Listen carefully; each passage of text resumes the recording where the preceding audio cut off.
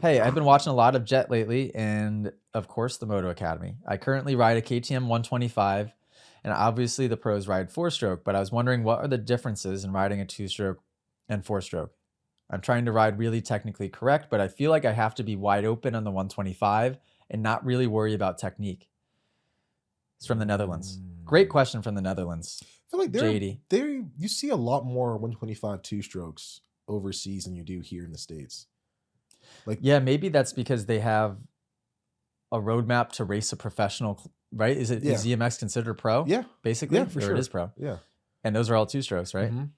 So there's more of a roadmap and a reason to stay on them. Yeah. Where I think here there's less of a reason to stay on them. Yeah. Yeah. Yeah, they definitely make And you're sense. also not watching the professional level on them at all. So if That in also makes In sense. Europe they're watching EMX as well, Hmm. it'd probably more motivation for kids to be on them. Mm. Awesome question, JD. I think I've responded to you in the app explaining this, but I could go more in depth. There is a reason I discourage 125 two strokes for some people, depending on what their Mm. goals are. And also depending on what your weight is. Yeah. If you're 170 pounds, which Hmm. isn't super heavy, but if you're 170 pounds trying to ride a 125, you've got to ride that bike pretty hard Yeah. to just get around the track and make that bike produce any power whatsoever. So therefore, if you're not a super fast rider yet, it's going to pull your focus away from Hmm. technique and working on body position, and Yeah. it's going to make you focus on just riding too fast for what you're comfortable Yeah. for. And using the clutch maybe a little bit more than you should and winding the bike out more than you need to. Hmm.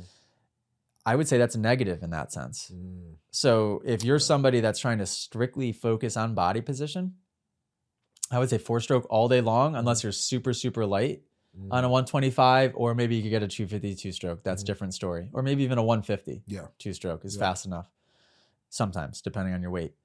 So that's my big thing there. So it's very, very situational. Yeah. And maybe even, this is why the Stark is a good supplemental bike, maybe even have the four stroke as the supplement training tool Hmm. for body position. And then when you Mm. get back on the 125, maybe, okay, you do have to focus a little bit more on going Yeah. fast. Yep. There's a lot of positives to the 125 as well, in that it forces you to carry momentum and it forces you to be in the right gear at all times. That's it. Yeah. Yeah. But usually momentum kind of gets people out of their comfort zone too much to where they're overriding. Mm. And the 125s, I've noticed this big time. 65s, 85s, and 125s.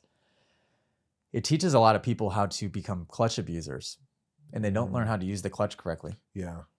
Yep.